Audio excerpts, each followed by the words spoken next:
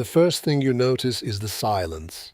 Not the peaceful kind, but the kind that feels wrong, heavy, like something has already happened and the world has not caught up to it yet. It is late afternoon, February 14th, 1942, on Bangka Island, just off the coast of Sumatra. The air is thick with heat, and the sea behind them moves gently, almost indifferent. A group of women in white uniforms stands at the edge of the water. Their shoes are gone. If you want more content like this, subscribe now and comment below. Their feet press into wet sand. Some are injured. Some are exhausted. All of them are trying to understand how everything collapsed so quickly. You can almost feel the weight of that moment. Just hours earlier, they were part of an evacuation, fleeing the rapid Japanese advance through Southeast Asia. Singapore was falling. Hospitals were being abandoned. As ships were overloaded with wounded soldiers, civilians, and medical staff. These women were nurses, trained, disciplined, used to chaos, but not this kind of chaos, not this sudden, total collapse of order. The ship they had boarded, the Vyner Brooke, had already taken damage before it even reached Bangka Island. Japanese aircraft had found it in open water. Bombs fell with precision. Explosions ripped through the deck. Fire spread quickly. Survivors jumped into the sea, carrying what they could, helping the wounded, trying to stay together. Some drowned. Some disappeared under burning oil. Others, including a group of Australian Army Nursing Service nurses, managed to reach the shore of Bangka Island. It should have been a moment of relief. Land meant safety, or at least a chance. But the war had moved faster than they had. The Japanese forces had already reached the island, and what waited for them was not rescue. You can imagine the scene as the group gathered on the beach. There were around 65 survivors at first, including wounded British soldiers and the nurses. Among them was Sister Vivian Bullwinkel, a trained nurse from Australia.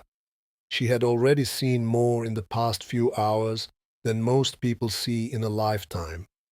Smoke, fire, men screaming, the sound of aircraft diving overhead, and now, standing on a quiet stretch of sand, there was a strange calm, a pause before something else. The wounded soldiers could barely move.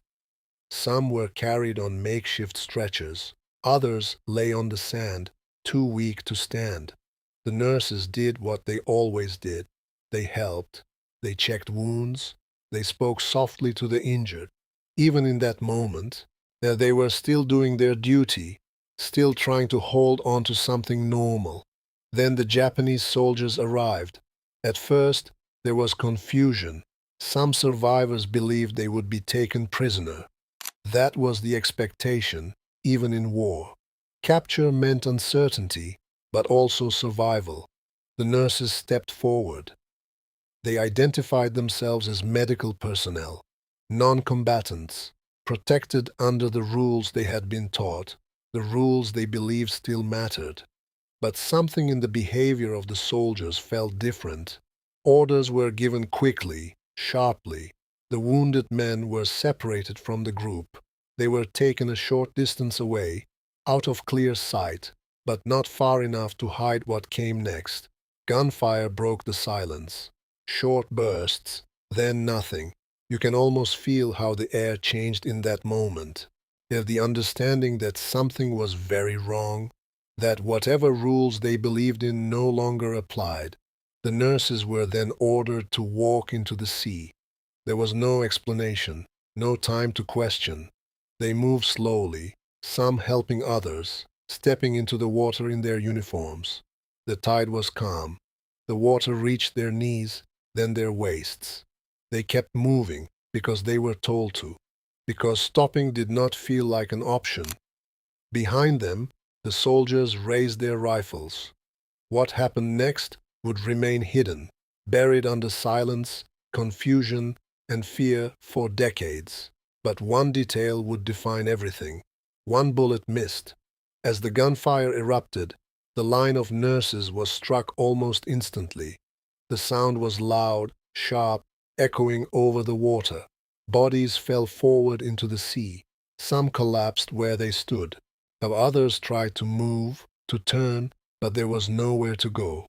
The water around them began to change. Ripples, movement, then stillness. Sister Vivian Bullwinkel felt the impact of a bullet. It struck her from behind, passing through her body. The force pushed her forward into the water.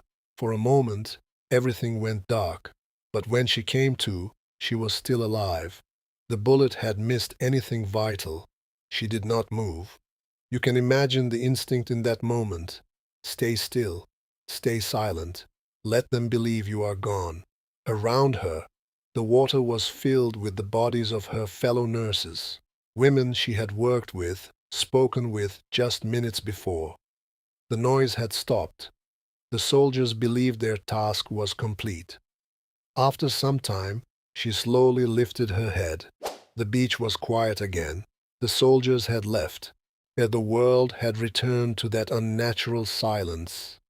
She was the only one who survived.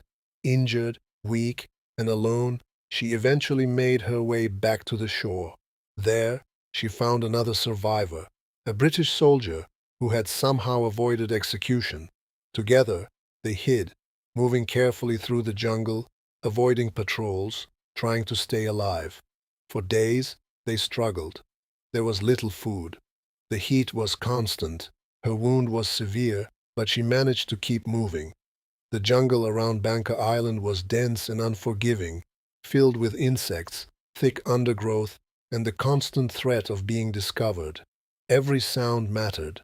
Every step had to be careful. Even breathing felt loud. At night, the island felt different. The sounds changed. Insects grew louder. Leaves moved with unseen life.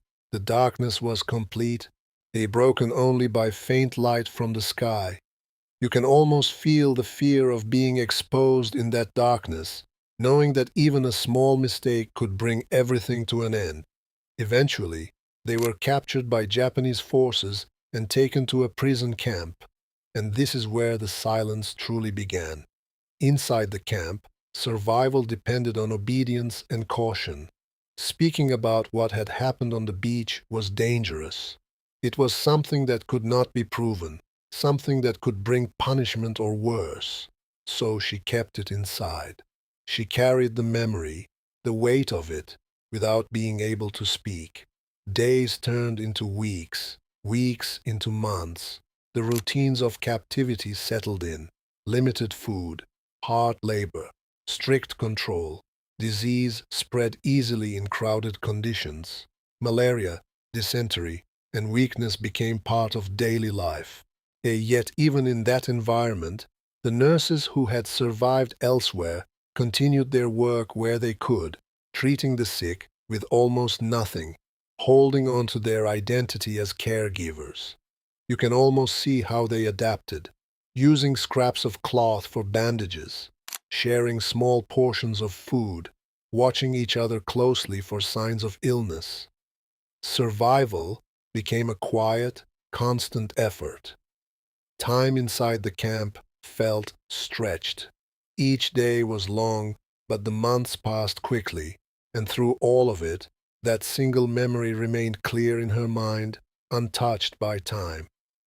The war continued. Years passed. The world moved through other battles, other stories, other losses. But for Vivian Bullwinkel, that moment on the beach never ended. It stayed with her, clear and sharp. Beyond Bangka Island, yes, the larger war in Southeast Asia was collapsing under the speed of the Japanese advance. Singapore, once considered a stronghold of the British Empire, fell on February 15, 1942, just one day after the events on the beach. Tens of thousands of Allied troops became prisoners of war. The region changed hands rapidly, and control shifted with a speed that left little time for organized evacuation or protection of civilians. This context matters because it explains how isolated events like Bangka Island could happen. Units were cut off, communication failed, command structures broke apart.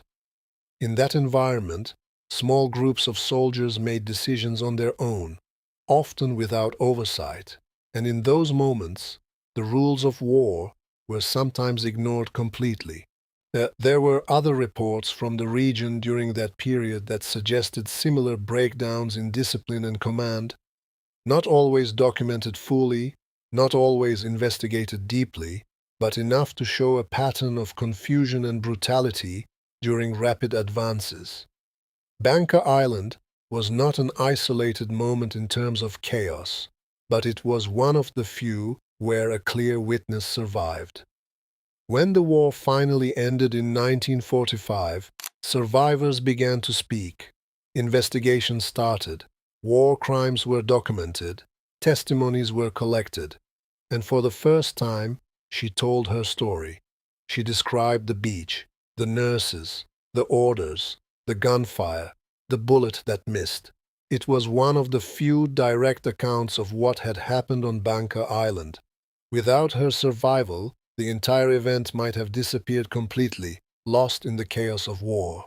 There were no official records from the perpetrators, no detailed reports, just a quiet beach and a memory. Her testimony became part of the broader effort to understand and document wartime atrocities. But even then, it did not receive the attention it deserved. The scale of the war was enormous. Millions had died. Countless events competed for recognition, for acknowledgement. And so, for decades, this story remained in the background. You can almost see how history works like that. Some events become symbols, widely known, deeply studied.